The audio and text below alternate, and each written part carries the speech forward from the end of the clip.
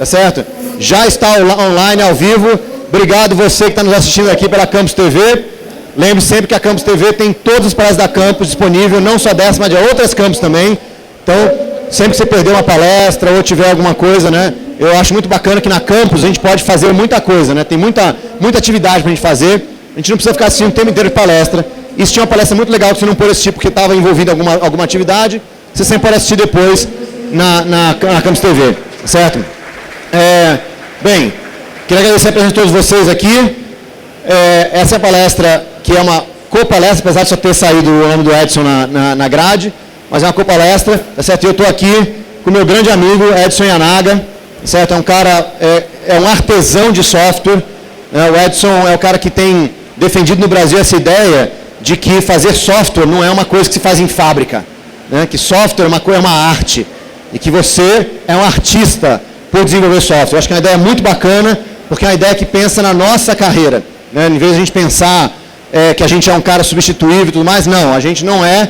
Nosso trabalho é um trabalho criativo, é um trabalho muito bacana, e essa é a visão do Edson Yanaga, um dos maiores palestrantes da comunidade Java no Brasil, certo? Então, é um cara que veio de Maringá, acabou de chegar aqui em São Paulo. Então, com vocês, Edson Yanaga.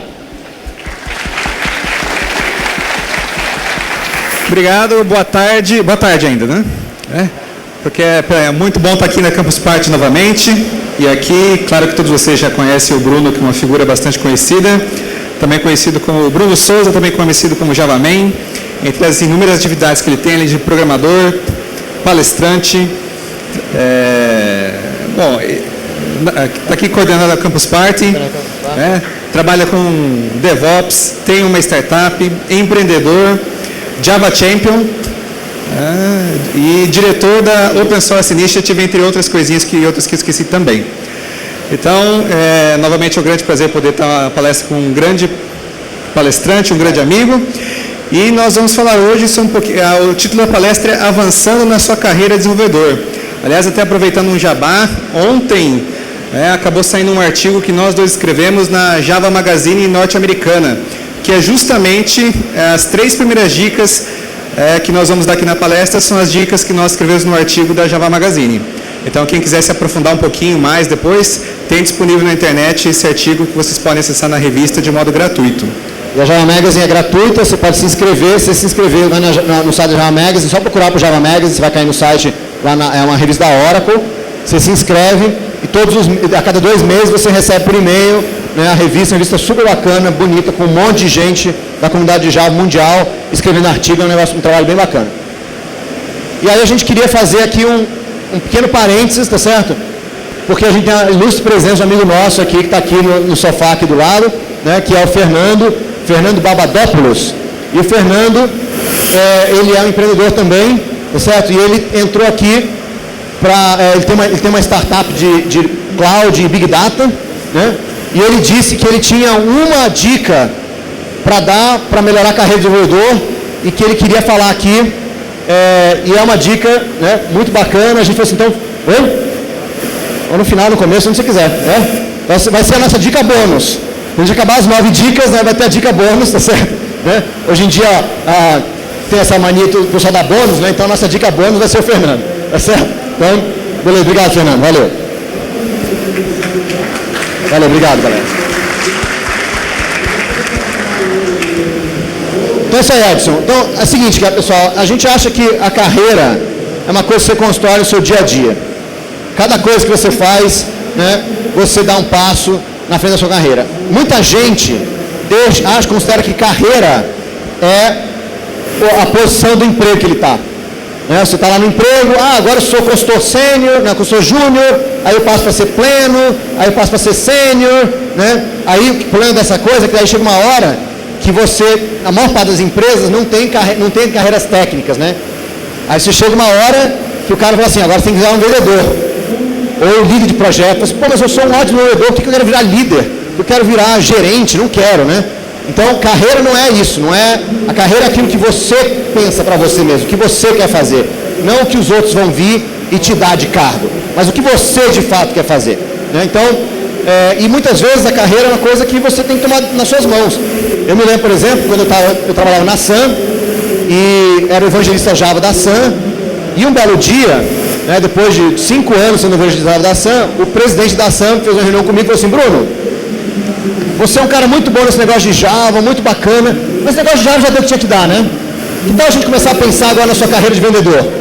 Aí eu falei assim: muito obrigado, estou indo embora. Fui embora. Fui fazer outra coisa na minha vida, porque eu continuava em Java, tá certo? E se aquele cara não tinha visão, né? Foi tão sem visão, que na verdade depois me chamaram de volta para trabalhar na Sun 3 anos depois. 5 anos depois me chamaram de volta para trabalhar na Sun, depois que esse cara tinha saído. Mas isso faz parte. Então assim, a carreira é um negócio que a gente tem que tomar nas nossas mãos. A gente vai te dar dicas de coisas que você pode fazer, independente do seu chefe, independente de onde você trabalha, independente se você é um aluno ou se é um profissional, coisas que você pode fazer para melhorar a sua carreira dia a dia. E muita gente acha também que para poder avançar nessa sua carreira de desenvolvedor, você tem que fazer coisas mirabolantes, tem que fazer esforços monstruosos, tem que se dedicar durante anos no desafio. Provavelmente você vai ter que se dedicar no desafio, sim.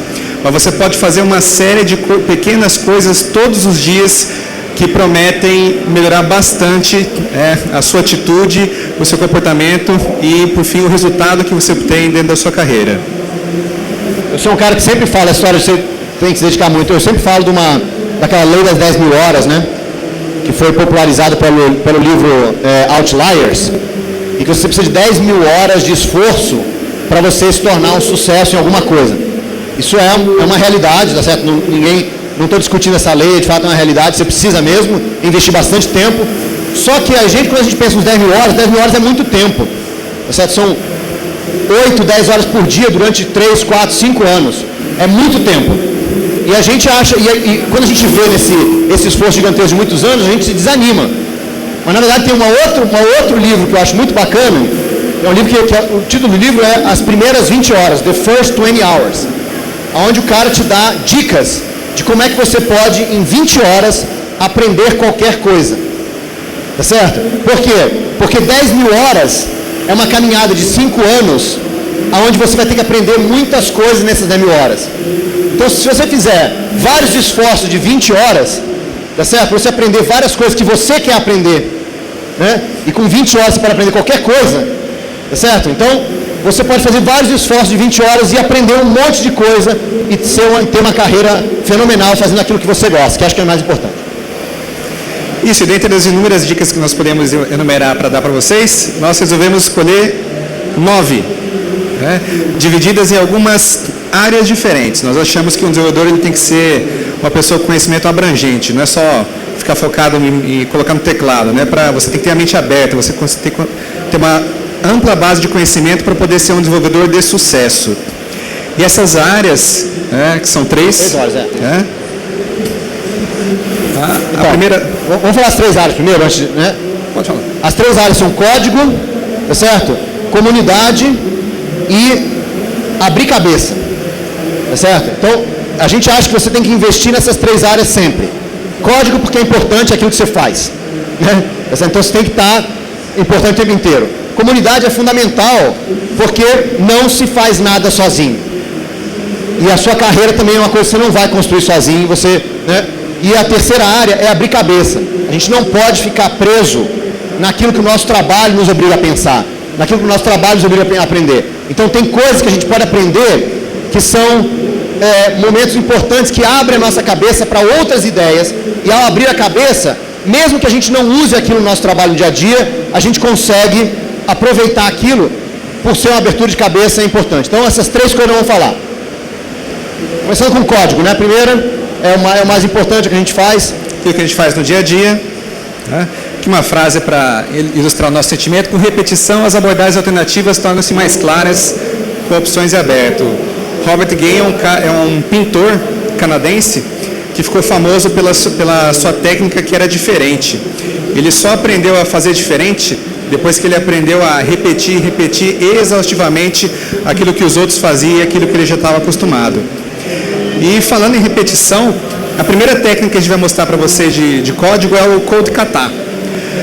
Não sei quantos de vocês já praticaram artes marciais, mas o Kata em uma arte marcial é o quê? É uma série de movimentos pré-estabelecidos que são coreografados, e um praticante de arte marcial pega um Kata e repete ele à exaustão.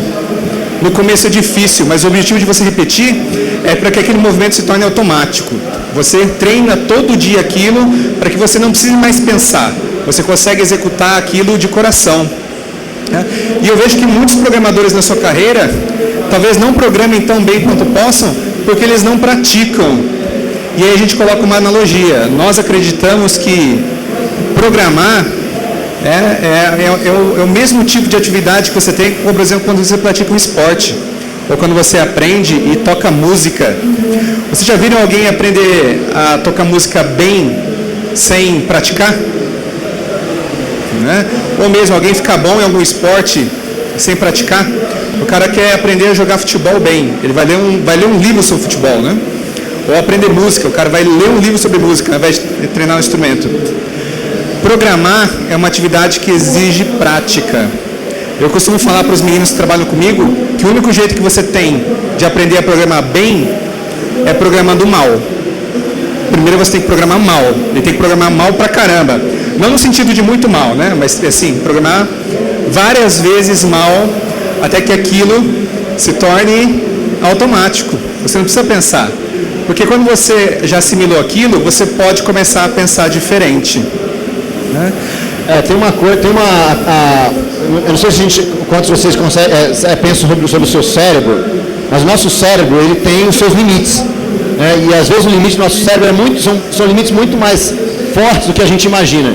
Em particular, o nosso cérebro não é muito bom em pensar em várias coisas ao mesmo tempo. Né? A gente tem, vocês conseguem pensar, manter na sua cabeça um determinado tempo de 3 a 7 itens, tá certo? Então, quando você... Só que assim, tem gente, né, se pega um jogador de xadrez, por exemplo, ele pensa num jogo inteiro, né? Como é que ele só pensa em 7 itens se é um jogo inteiro? Não, porque quando você treina o seu cérebro, você expande o tamanho do item que você está pensando. Então, em vez de você pensar num movimento de xadrez, você pensa num jogo inteiro de uma vez só. E aí você consegue colocar 7 jogos inteiros de xadrez na sua cabeça, porque o cérebro consegue fazer 7 jogos, porque são 7 itens. Agora, quando você está programando, é a mesma coisa. Se você estiver pensando no for loop só, porque você não está acostumado, você só consegue pensar naquelas 7 linhas que você está vendo. Mas se você já está muito acostumado, aí você consegue pensar no programa inteiro, pensar em 7 programas. Tá certo? E aí você está sendo um programador, um excelente programador. E até a questão de prática, vocês verem um músico, para poder tocar bem, ele tem um concerto. O nosso concerto é a hora que a gente está na frente da nossa ideia, a gente está colocando aquele código que vai para a produção. Esse músico ele não chega simplesmente no showtime e vai lá e toca. Ele treina. Né? Ele treina em casa, ele está pensando naquilo enquanto ele está dirigindo. No final de semana, ele tem tempo disponível, o que ele faz? Ele treina. E nós, programadores, o que nós fazemos quando a gente chega em casa? Né? A gente está mexendo no computador, mas provavelmente deve estar jogando, deve estar funcionando na internet, assistindo YouTube, qualquer coisa que não seja de programar. Nós temos que praticar mais.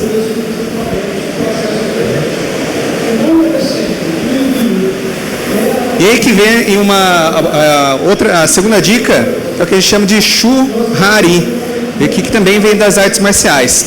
Quem trabalha aí com programação ágil, vê que o pessoal está trabalhando com esse termo também ultimamente. Shuhari é a caminhada de quem pratica artes marciais. No nosso caso aqui é de quem pratica código. O Shu, que seria a primeira etapa, você está aprendendo. O que você tem que fazer? Você tem que catar as técnicas que existem, os exemplos que existem disponíveis para você e repetir sem pensar. E você vai repetir até aquele momento em que aquilo se torne automático. Você não vai discutir, você só vai repetir. A hora que você conseguir dominar todas essas técnicas de modo automático, você passa para o segundo nível, que é o Ha. Eu já sei fazer aquilo de modo automático. Agora eu posso tentar pensar diferente. Eu posso ver o que outras técnicas fazem diferente para poder avaliar aquilo que pode ou não ser bom para mim, ou quando que eu posso aplicar uma coisa ou outra. E no final da caminhada, que seria o Uri, que é onde todos nós queremos chegar, eu já sei repetir, eu já sei fazer automaticamente aquilo que eu faço, eu já conheço todas as técnicas que os outros utilizam, e agora sim, eu posso fazer diferente, eu posso fazer melhor. Eu posso criticar e achar que eu posso fazer melhor. Eu posso criar a minha própria técnica, o meu próprio estilo de programar. Então nós acreditamos que é assim que você tem que trabalhar a sua técnica de codificação. Primeiro você repete os outros sem discutir. Depois você passa a conhecer outras técnicas e aí sim você passa a ter o seu próprio estilo de programação. O problema é que muita gente quer chegar no URI antes de ter passado pelas outras etapas. Então a gente primeiro sempre tem que repetir. Então essa combinação do Code Kata com Churrari, certo? É basicamente você ter exercícios, né, de programação, que são pequenos problemas para resolver e que você tenta resolver, certo? Primeiro de uma mesma forma, mais eficiente e tudo mais, depois você tenta várias maneiras diferentes de resolver aquele mesmo problema, para que depois você comece a pensar nas suas próprias formas de resolver aquele problema. E às vezes são problemas simples, certo? Dá alguns exemplos de Code Kata, por exemplo. Participei do mais simples até o mais difícil. Inclusive, se vocês quiserem, tem um site chamado codekata.org e que tem uma série de Code Katas para vocês praticarem. E Code Kata, ele independe de linguagem de programação. Você pode utilizar em qualquer linguagem, qualquer plataforma, porque é uma forma de você treinar o seu cérebro. Você pode ter um Code Kata, por exemplo, para tentar contar quais são os números primos de 1 a 1000. Primeiro você faz ali, é difícil, depois você vai melhorando. Eu tenho um Code Kata que é bem bacana, que o pessoal utiliza muito em dojos, que é o FizzBuzz. Né? Você tem que imprimir, você pega uma sequência de números, se o número for múltiplo de 3, você imprime Fizz. Se o número for múltiplo de 5, você imprime Buzz. E se for múltiplo de 3 e 5, você imprime FizzBuzz. E você vai repetindo. São coisas simples que podem parecer até um pouco triviais. Mas é impressionante como, quando você chega nos katas um pouco mais difíceis, você tem que pensar. Né? E a primeira vez que você faz é difícil. Mas é super divertido quando você consegue bater um problema, né? Pegar um problema e resolver aquilo de modo automático. E é isso que você leva para o seu dia a dia. Né? Não o exemplinho do kata que é meio bobinho, mas o que você pensou para resolver. Porque é muito normal a gente ficar só usando os frameworks, né? E aí tem vários problemas que são problemas difíceis que a gente já resolve, é só chamar um método na API de Java, por exemplo. Então tem katas, por exemplo, você contar quantos dias, quantos feriados tem no ano, quantos dias úteis tem no ano. Tem várias coisas desse tipo que são maneiras diferentes de fazer, que você vai lá na API Java, por exemplo, simplesmente chama um método e você esquece que alguém tem que pensar para como resolver. Então é importante a gente fazer isso. Você fala assim, pô, mas isso é trivial. Eu já chamo o método, por que eu preciso fazer isso? Pela mesma razão, por que a gente chama de Code Kata? Pela mesma razão que o cara está fazendo arte marcial, aquele movimento simples que ele está fazendo, ele já conhece. Ele repete de novo, de novo, de novo. Por quê? Porque ele quer ultrapassar isso. Ele quer, para quando ele estiver numa luta, aqueles movimentos todos serem automáticos. E é isso que a gente quer também, ter esse pensamento automático no nosso cérebro, no desenvolvimento de software. E aí, isso entra a discussão de open source. Certo? Porque a melhor maneira de você ter essa experiência é você ter código de outras pessoas. E você ver como outras pessoas resolveram o problema e você tentar resolver o problema de forma diferente do que outras pessoas fizeram. E aí, é certo? Né? Com a galera o software open source te permite isso. Tá? Você pode verificar, você pode pegar um software open source qualquer, por exemplo, um banco de dados. Sei lá, o JavaDB, que é um banco de dados escrito em Java, código-fonte open source. Certo? Você pode pegar esse código-fonte e você pode examinar como é que ele faz index, como é que ele resolve o problema de tabelas, como é que ele faz, sei lá, o que quer que você queira ver, você vê como é que aquela pessoa resolveu. Aí você pega um outro código, tipo o código do MySQL. Aí você pode ver como é que o MySQL resolve o mesmo problema. E você vê formas diferentes de pensar. Isso, mesmo que você não, só de você estar aprendendo essas diferentes formas, te ajuda, mesmo que você não esteja contribuindo de volta, nem participando do projeto, só de você estar vendo o código de outros, já te ajuda a você pensar como é que você resolve problemas. É a mesma coisa, você quer ser um bom músico, muitas vezes você ouve músicas de outros e toca músicas de outros, que é assim que você aprende a ser músico, certo? E é a mesma coisa, a gente muitas vezes precisa ver código de outros, na verdade muitas vezes não, sempre, a gente precisa ver código de outros e programar com outros, para a gente poder ter esse traquejo. Essa parte de open source é porque eu quero ser um bom programador. Mas qual que é a definição de um bom programador? Porque o fato de ser bom ou ruim é um argumento qualitativo. Você não tem um número para colocar, quantificar isso aí. Então, se você é bom ou ruim, ou se o seu código é bom ou ruim, sempre em relação ao referencial. Mas se você não olha o código dos outros, como é que você sabe se aquilo que você programa é bom ou ruim? Então, Uma forma de você aprender se o seu código é bom ou ruim é comparando com outro código, como, por exemplo, open source. Pô, olha o jeito que o cara programa. Né? Será que o meu código é tão bom quanto aquele que está colocando? Não, ele programa diferente, ele programa melhor, você pode aprender com o outro. É importante para você ter um referencial. Você pode comparar o seu trabalho com o dos outros. Uma outra coisa interessante, se você procurar a definição de hacker, tá certo? Você vai descobrir o seguinte, que você só vira um hacker, propriamente dito, quando um outro hacker reconhecer você como hacker.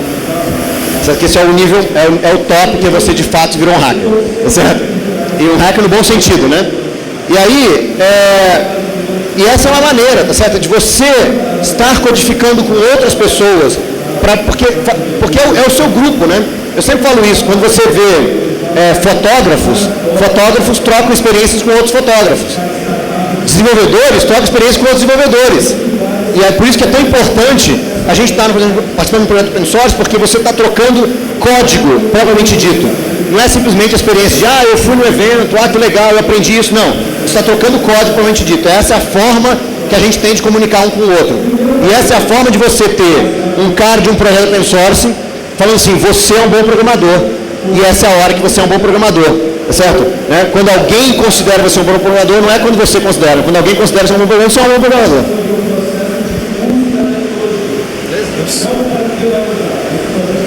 E a gente já entra direto na discussão de comunidade. Exatamente por causa disso, não adianta, ninguém faz nada sozinho. E quando a gente está falando de software, também é verdade. A gente muitas vezes está trabalhando, o número de desenvolvedores no mundo é muito pequeno. A gente tem as estimativas aí é que a gente tem mais ou menos 1/4 parte de 1% da população mundial, 0,25% da população mundial de desenvolvedores. Nós somos muito poucos, o que significa que tradicionalmente você vai estar numa equipe que vai ter 2, 3 caras. É muito difícil estar numa equipe muito grande e, portanto, você precisa expandir o seu acesso, você precisa expandir o seu círculo de amizade, você precisa expandir as pessoas para quem você conhece e conversa, porque você ficar limitado naquele projeto que você está é muito limitante. Por isso que o open source é tão importante, porque normalmente o seu código é um código proprietário e você não consegue ver código de outras pessoas, só vê código de 2, 3 pessoas. E como é que você vai aprender, como é que você vai evoluir dessa forma, né? Então a comunidade é um negócio importante. E aqui um ditado para vocês: se você quiser ir rápido, vá sozinho. Se quiser ir longe, vá acompanhado. Então eu digo para vocês que durante muitos anos da minha carreira, no início, eu tentei sempre ir sozinho, conquistar os meus objetivos. Mas nunca consegui progredir tanto na minha carreira quanto depois que eu passei a encontrar pessoas que pensavam e tinham os mesmos objetivos que eu. Aí você pega aquela ideia, né, que o todo é maior que a soma das partes. É por isso que você tem que procurar pessoas que têm o mesmo interesse. E isso você encontra em comunidades. E como é que você pode participar de uma comunidade? Uma das formas que você tem para participar de uma comunidade são através de grupos de usuários. Os grupos de usuários são, tanto faz, aqui está o Jug, que é o mascote da comunidade mundial de grupos de usuários de Java. Os grupos de usuários são de qualquer linguagem, linguagem de programação, de tecnologias, são locais onde você, e os meetups também, né? São locais onde você vai encontrar outros desenvolvedores, outras pessoas que têm os mesmos interesses que você. São pessoas que também estão ali querendo aprender aquela tecnologia em particular, são usuários daquela tecnologia, porque tem um projeto, porque tem um produto, porque tem alguma coisa que tem a ver com aquilo. Então são pessoas que têm problemas similares aos seus, são pessoas que têm, muitas vezes eles têm soluções similares para problemas diferentes, ou às vezes eles têm soluções diferentes para o mesmo problema. Essas duas coisas são importantes de aprender, a gente ouvir um ao outro e a gente poder conversar. Então, se você se juntar a um grupo de usuários, qualquer tecnologia que esteja querendo trabalhar, pode procurar que vai ter um grupo de usuários. Como nós somos caras de Java, se procurar os grupos de usuários de Java no Brasil, são absolutamente fortes. O Brasil tem uma das mais organizadas comunidades de grupos de usuários de Java do mundo. Aqui em São Paulo a gente tem o Soul Java, que é o maior grupo de usuários Java do mundo. A gente tem vários outros grupos de usuários importantes, como o DFJug. A gente tem um grupo de usuários Java de Maringá. Né? A gente tem vários grupos de usuários no Brasil inteiro, no mundo inteiro. E é bacana quando você faz parte de uma comunidade dessa, você começa a fazer amizades, né, de pessoas que estão tendo as mesmas dificuldades que você está tendo. E é uma forma até de você viajar. Eu, por exemplo, acabei de ir para os Estados Unidos, fiquei lá, né, encontrei várias pessoas do grupo de usuários, tive churrasco, fiz churrasco brasileiro com pessoas do grupo de usuários Java do Vale do Silício, encontrei com a galera do grupo de usuários Java de Dallas. Né? Então, são sempre maneiras de você fazer amizade e tudo mais, e você se manter atualizado e informado naquela tecnologia que você curte. Outra forma de participar em comunidade é você estar presente em eventos. Então, vocês estão fazendo certo. Vocês estão aqui nos grandes eventos do Brasil, que é Campus Party, que vocês podem encontrar pessoas que têm os mesmos interesses que vocês. Todos vocês que estão aqui nessa palestra agora, provavelmente têm os mesmos interesses. Olha a oportunidade de vocês fazerem o networking depois, né? Conhecer as pessoas, o que eles fazem, aonde eles querem chegar, quais os projetos bacanas que eles estão participando. Vocês têm essas oportunidades aqui. E não só na Campus Party, né? A gente listou alguns dos grandes eventos que existem aqui no Brasil, o TDC, o Clipon, vai ter Java One agora no Brasil esse ano, né, para quem trabalha com Java, tem o FISLE e inúmeros outros que vocês podem participar.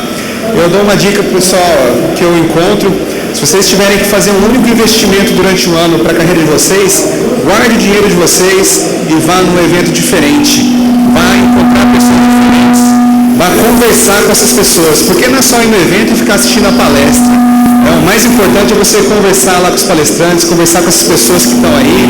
Né? Eu cansei já de contar as vezes que eu fui num evento, conversei com as pessoas e você trocar ideia, né? Pô, eu tô com um problema assim lá, tô tendo que resolver. Será que é aqui? Né? O fato de você, pô, já passei por esse problema e resolvi assim. Daí você pensa, pô, é óbvio que é desse jeito. Assim? Bom, deixa eu escondidinho. Beleza, então, o melhor investimento que vocês podem fazer na carreira de vocês são eventos. O pessoal tem aquela coisa de networking, é verdade. Isso pode dar um upgrade na carreira de vocês. E é importante que você tire proveito disso. Porque quantas pessoas a gente conhece, o cara vai no evento, senta lá, assiste um monte de palestra, vai embora e não conheceu uma pessoa nova. Tá certo? Então, isso é difícil. A gente sabe que é difícil, mas é difícil. Nós somos nerds, né? A gente tem dificuldade de falar: oi, como é que vai? Meu nome é Bruno. Eu tenho essa dificuldade gigantesca, certo? Assim, eu sou um cara super tímido, difícil, né? E aí você tem que arranjar um jeito de vencer, certo? Então, cada evento que eu vou, eu penso isso. Eu tenho que conhecer pessoas novas, eu tenho que conversar com pessoas novas, tenho que sempre estar fazendo amizade, tenho que sempre estar conhecendo. Então, você tenta quebrar isso para quê? Porque cada pessoa que você conhecer é mais uma pessoa no seu network, é mais uma pessoa que pode te ajudar, é mais uma pessoa com quem você vai trocar experiência, tá? Mais uma pessoa que pode trazer. E eu assisti uma palestra outro dia, que a gente sempre fala assim, né? Como você vai, né? Como é que vai a família? A gente tem sempre essas coisas. A pergunta que tem que fazer é o seguinte: que projeto você trabalhou na semana passada? Que é uma coisa recente que o cara está fazendo agora, né? Então você saber qual é o projeto que o cara está fazendo agora. Qual é o projeto de vida dele, o que ele está fazendo, no que ele está trabalhando, qual é alguma coisa de ação que ele está fazendo. E se você, aí você pensa do outro lado, né? Se alguém me perguntasse essa pergunta, o que eu vou responder? Porque será que você está fazendo alguma coisa interessante hoje? Porque se você não estiver fazendo alguma coisa interessante, está na hora de começar a fazer. Para na próxima vez que alguém perguntar essa pergunta para você ter um projeto bacana para responder. Tá certo? Então faz parte de tudo isso. E já que vocês estão participando de eventos, a próxima etapa é: vocês estão como ouvintes de um evento, vocês podem tentar ser um palestrante. Né? Às vezes pode ser difícil, às vezes você pode ter aquela ambição, mas você pode tentar. Você pode fazer uma palestra dentro da sua empresa, você pode dar uma palestra para os seus amigos, você pode dar uma palestra no seu grupo de usuários locais, né? E depois tentar fazer palestras em eventos, porque é incrível, você só consegue dar palestra de algo que você efetivamente aprendeu. Tem muitas coisas na vida que a gente acha que a gente sabe, e a hora que tem que montar uma palestra que fala para os outros, aí você descobre que você tem que estudar um monte para poder falar para os outros, para poder responder aquela pergunta que alguém pode fazer. É incrível como você aprende preparando uma palestra. Muitas vezes o fato de você ter que, em uma semana, preparar uma palestra para dar no evento da semana que vem, você aprendeu mais do que se tivesse estudado aquela tecnologia durante 6 meses. Né? Por quê? Porque você tinha motivação. Né? Eu tenho deadline. Né? Eu não posso passar vergonha semana que vem. Você vai lá e estuda, você se aplica. Né? Você se torna um desenvolvedor melhor. E quando você passar vergonha, você se torna um cara melhor ainda. Tá certo? Eu já passei vergonha muitas vezes, passei alguns anos atrás numa palestra de Java One, a palestra foi, né, crash and burn total, assim, né? Eu queria abrir um buraco para entrar dentro e sumir, mas isso acontece, e quando você passa por uma dessas, você aprende mais ainda, tá certo? Então, dar palestra é uma coisa bacana, e uma coisa que eu falo é o seguinte: quem aqui assistiu uma palestra aqui na campus? Uma palestra ou mais aqui na campus? Todos vocês assistiram uma palestra ou mais aqui na campus, certo? Né? Pega a melhor palestra que você assistiu, mesmo que tenha sido uma só, e pega essa palestra e volta para a sua cidade, para a sua empresa, para o seu grupo de usuários, para os seus amigos, e repete essa uma palestra. Você já ouviu, você já aprendeu, dá uma estudadinha a mais e tudo mais, assiste de novo na Campus TV e repete essa palestra para os seus amigos. Ah, mas o cara pode assistir na Campus TV com o Bruno e o Edson falando, por que eu vou apresentar? Porque você apresentar uma palestra presencial para os seus amigos, você dá a sua visão, a sua experiência, você conta como foi, você incentiva que eles também possam participar na próxima vez. Então, você repetir, lá na minha empresa, na Suma, a gente faz isso, por exemplo, o cara vai para o evento, ele volta e apresenta a palestra para todo mundo da empresa, para que a gente está sempre criando. E uma coisa interessante é o seguinte: você faz uma palestra, depois dessa palestra você faz um artigo. E aí você agora não só é palestrante, mas agora é o autor de um artigo numa revista, por exemplo, ou num blog. Né? Então você tem várias coisas que você pode fazer. A gente está aqui fazendo o contrário, a gente está fazendo uma palestra do artigo que foi publicado ontem na Java Magazine. Tá certo? Então, a gente, no fundo, é mais ou menos o mesmo conteúdo, mas são coisas diferentes, uma maneira diferente de apresentar. Tudo isso faz com que você cresça como profissional. E aí, na hora que o seu chefe fala assim: olha, agora que você já fez esse projeto, ficou muito massa esse projeto, vai lá no cliente e apresenta. Aí você vai com toda tranquilidade, porque você já sabe fazer isso, você já faz isso para os seus amigos, né, que somos todos amigos aqui. Você pode fazer também para o seu cliente. Isso, se vocês têm medo de, pô, vou dar uma palestra, eu vou muito mal, não tem problema, é igual programar. O único jeito de você aprender a palestrar bem é primeiro palestrando mal. Né? Você, pelo Bruno, eu também, já passei muita vergonha na vida. Né? E ainda bem que a gente teve o bom humor, a cara de pau dos dois, né? De pegar e continuar tentando fazer palestra. Até que um dia, quem sabe, nós possamos nos tornar bons palestrantes. Então você tem que praticar. Você tem que ir lá e quebrar a cara algumas vezes. Vamos tentando. Um dia a gente chega lá, Edson. Com certeza. Vamos lá. Antes do nosso tempo acabe aqui, a gente tem tempo para perguntas e o bônus. Né? Ideias, galera. O nosso objetivo aqui é abrir cabeça. Nada do que a gente vai falar aqui, as 3 ideias que vão dar aqui, o objetivo não é, puxa, isso é o futuro, é isso que eu vou fazer na minha vida inteira. Não. Objetivos são tecnologias que, ao você utilizar, você tem que pensar diferente do que você pensa hoje. E ao pensar diferente, isso abre a sua cabeça para novas ideias e quem sabe você poder lançar alguma coisa no futuro. Isso. Aqui uma frase do Einstein: a mente que se expande a uma nova ideia jamais retorna ao seu tamanho original. Contestem o status quo. Não é porque você sempre fez assim que você tem que continuar fazendo. Não é porque os outros sempre fizeram assim que você tem que continuar fazendo. Você pode pensar diferente. Né? Você pode tentar coisas diferentes, resolver problemas de modo diferente. Não, inclusive um palestrante acabou de falar na palestra ali, diz o seguinte, que nunca um cara ganhou um prêmio Nobel por ser obediente. Tá certo? Para você ganhar um prêmio Nobel, você tem que desobedecer a regra vigente. Isso, uma coisa típica de brasileiro. É melhor pedir desculpa do que pedir permissão. Né? Tenho certeza disso. Se você perguntar, a resposta vai ser não. Vá lá e faça. Vá lá e tente. Vocês conseguem pensar diferente. E algumas ideias que a gente pode só jogar para vocês. Pô, o que eu posso estudar para tentar pensar diferente? A primeira delas é o quê? Computação em nuvem.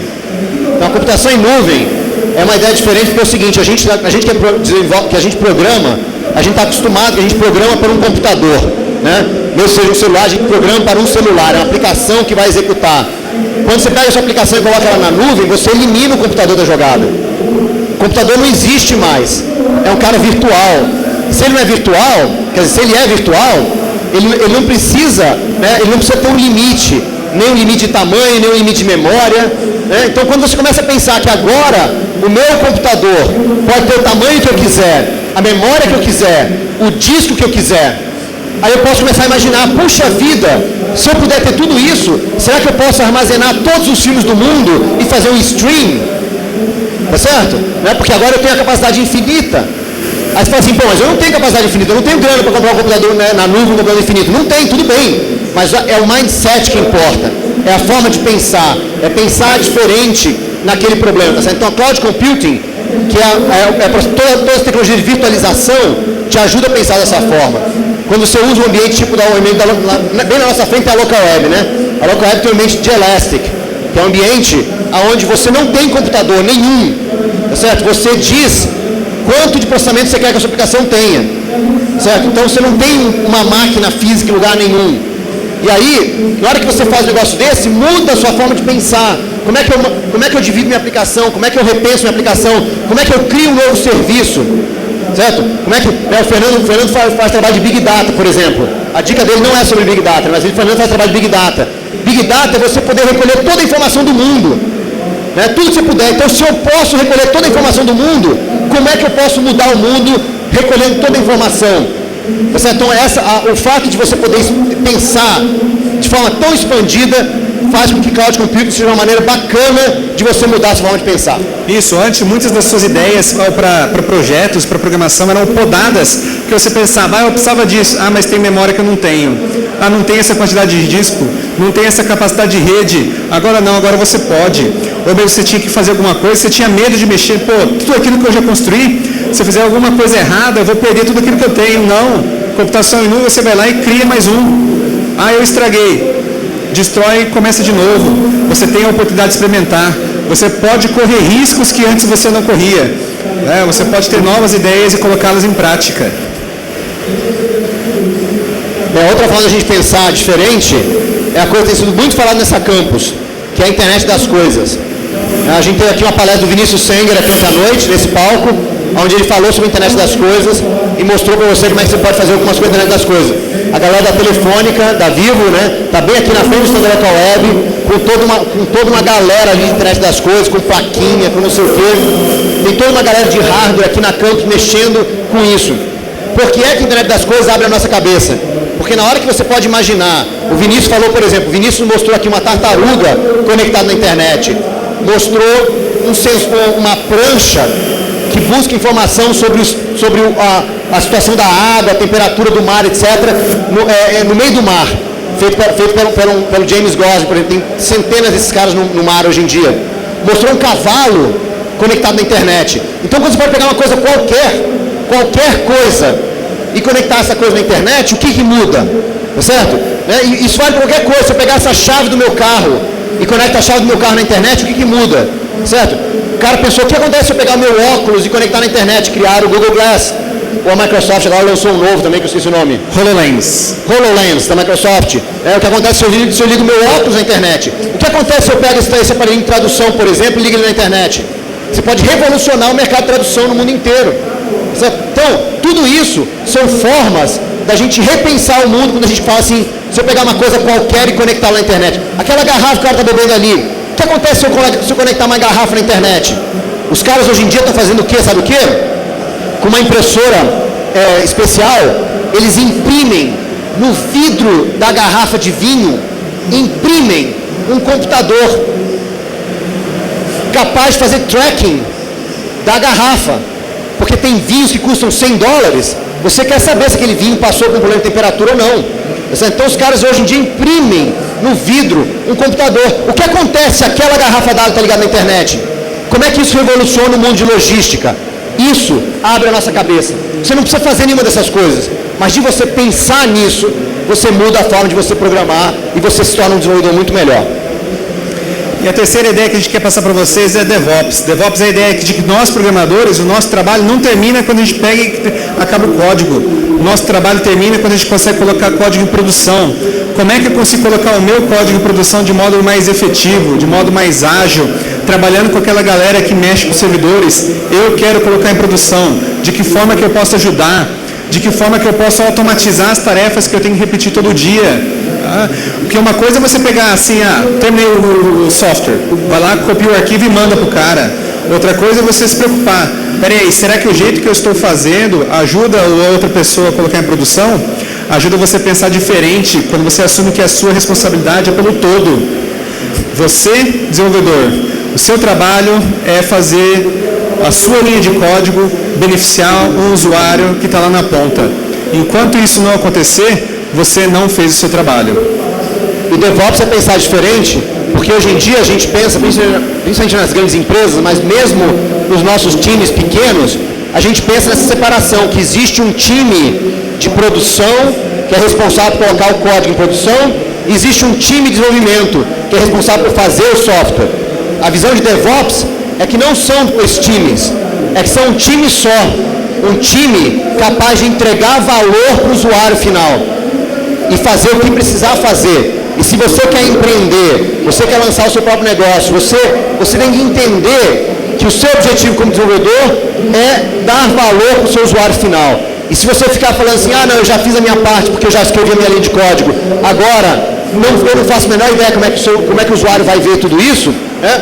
Você está perdendo uma oportunidade gigantesca, que é a oportunidade de você ter, de fato, o seu trabalho visto pelo usuário final. Certo? Então, esse contato é um contato importante, a gente entender que não existe desenvolvimento e operações. Existe DevOps, certo? Existe a galera trabalhando junto, isso também muda a cabeça. Certo? Muda a forma da gente pensar no problema, muda a forma da gente relacionar com o resto da empresa.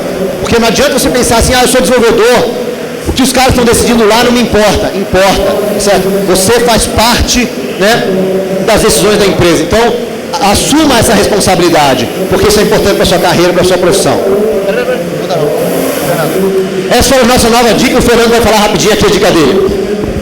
Bom, eles falaram de comunidades, busca de informação, mas tão mais legal do que fazer isso no nosso mundinho é usar hoje um mundo globalizado. Vamos para fora do mundo buscar essas informações. Hoje a gente tem internet, tem tudo ao nosso alcance. Mas quem daqui fala um outro idioma? Quem fala inglês hoje? Todos esses já estão um passo à frente. O inglês hoje ele é fundamental para o nosso mundo e para o que a gente faz hoje. Não tem como você passar de um step na sua carreira se você não falar inglês. Eu estou desde terça-feira andando aqui e nós tivemos diversas palestras em inglês e eu vi muita gente que não fala, não entende. Mas vocês precisam correr atrás e precisam conseguir aprender o inglês ou aprender um outro idioma para expandir o conhecimento. Sem o inglês hoje, não tem condições. Beleza, e só para complementar isso, eu sempre digo o seguinte, que você tem obrigação de ler inglês tão bem quanto você lê português. Tão bem quanto. E você tem obrigação de escrever em inglês, pelo menos tão mal quanto você escreve português. Tá certo? Bem, galera, nosso tempo já está acabando aqui. A gente queria deixar você o seguinte, ano novo, projeto-novo.com, nós estamos começando o ano, é uma chance de você ter o seu ano, né, você criar um projeto novo, /campus, nessa URL aqui, nós vamos colocar, não está lá ainda, tá? Mas nós vamos passar para vocês todas as dicas que a gente colocou aqui, né? O link para o nosso artigo, a dica, né? O link para o artigo de aprender inglês que o Fernando vai nos passar e várias outras dicas, tá certo? Para você empreender e você criar os seus próprios produtos, suas próprias ideias com o seu conhecimento de desenvolvedor, tá certo? Então, se você é desenvolvedor, quiser nos acompanhar aqui com várias dicas bacanas para a sua carreira, para você se tornar um empreendedor, para você poder colocar o seu produto, colocar a sua ideia no mundo real, a gente vai passar várias dicas aqui. Então, acessa lá que a gente vai ficar em contato.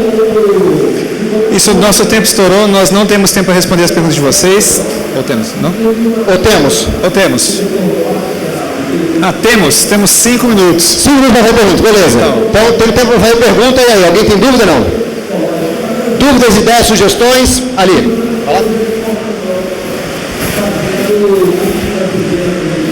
Boa noite, me chamo Igor, eu sou de Santa Catarina, sou formado em Ciência da Computação. Eu estava ouvindo vocês falar e... eu, assim, primeiramente, Bruno, eu quero pedir desculpa por talvez parecer soar um pouco arrogante o que eu ia falar.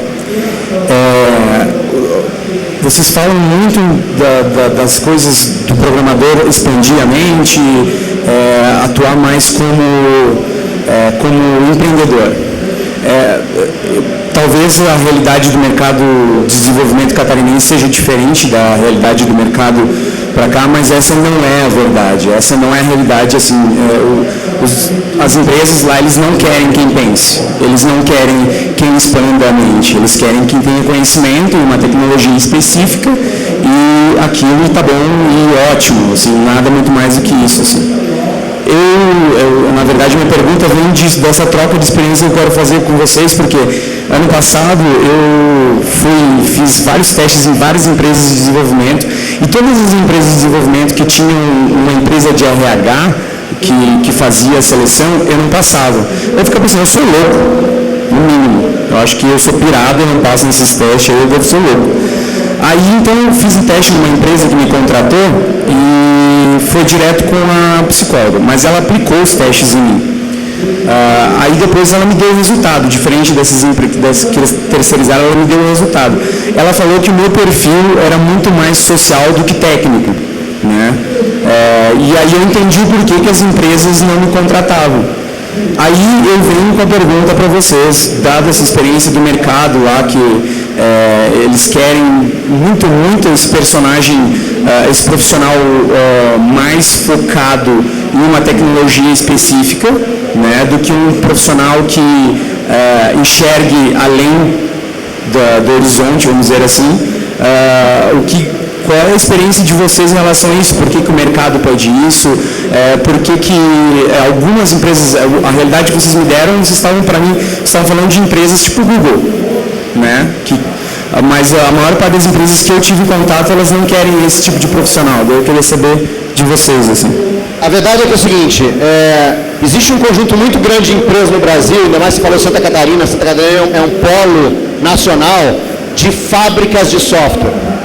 Galera, uma fábrica de software, quer dizer, uma fábrica é uma empresa feita para fazer a mesma coisa múltiplas vezes iguais, tá certo? Portanto, uma fábrica de software, pensa bem, o que é uma fábrica de software?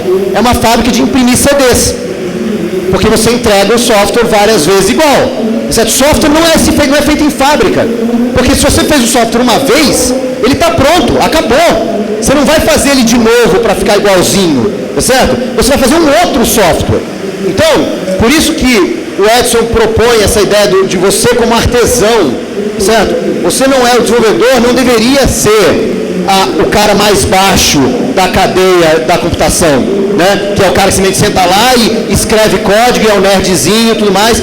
Esse é um estereótipo que nos prejudica, né? Por quê? Porque nós somos muito mais, nosso trabalho é um trabalho criativo.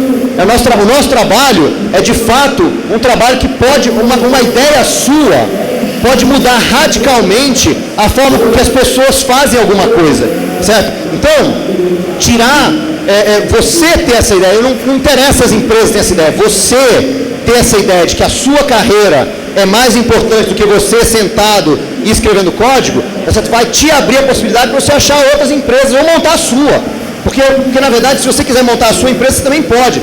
Muita gente quer ser empreendedor. O desenvolvedor de software pode ser empreendedor. Certo? Então, eu acho que é importante a gente pensar na nossa carreira. Por isso que eu comecei falando que a carreira não é a posição de se entender na empresa. A sua carreira é o que você quer fazer. Concordo. É verdade que tem muita empresa que é fábrica de software, que tanto faz, acha que qualquer desenvolvedor é igual. Tem. Esses caras são os caras que pagam menos, tá certo? Que estão aí, que são os caras que tem nos projetos onde o cliente está pressionando eles por preço também, tá certo? Nós somos desenvolvedores, a gente pode estar fora disso se quiser, certo? Agora, é bem possível que você possa ter que trabalhar num período desse por um tempo. O fato de ter que trabalhar num projeto desse por um tempo não impede você chegar de noite ou no final de semana e fazer as coisas que vão evoluir sua carreira, tá? Mas você tem muita razão. Isso aqui não é a realidade. Certo? A gente precisa ser mais do que essa realidade. Ok? Boa noite, pessoal. Eu me chamo João. Eu vim aqui para tirar muito perto da caixa.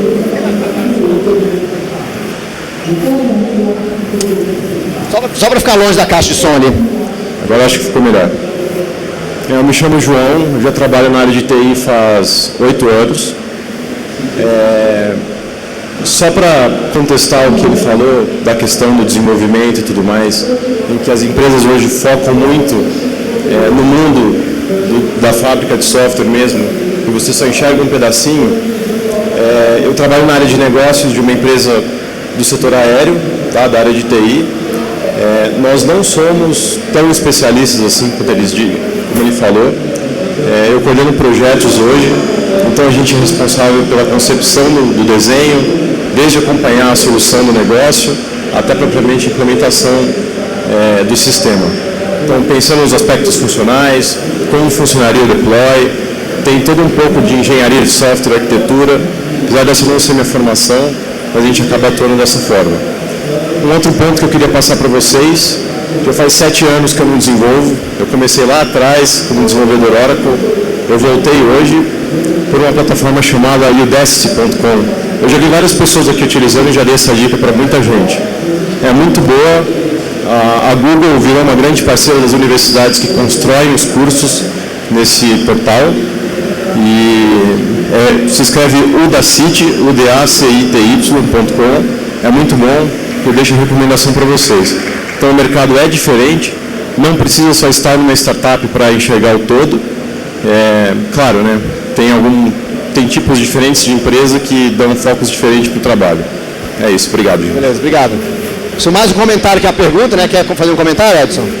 É bacana ver existem empresas que pensam diferente. Isso. Né? Concordo que fábricas são a maioria, mas eu na minha carreira aprendi que existem desenvolvedores. Tem muito desenvolvedor que gosta de estar numa fábrica de software, porque ele não precisa pensar. Mas se vocês são essas pessoas que acham que pode fazer diferente, pode fazer software diferente, pode fazer melhor, se vocês apreciam esse desafio na carreira de vocês, vocês não precisam trabalhar nessas empresas. Existem oportunidades para outros locais. Com certeza. E eu tenho certeza que vocês não são conformistas, senão não estariam aqui assistindo uma palestra como evoluir a carreira, né? Beleza, galera. Fica para a próxima. Acabou que é a última pergunta. Obrigado. Tudo bem, beleza? Valeu. Obrigadíssimo, pessoal. Valeu. Obrigado.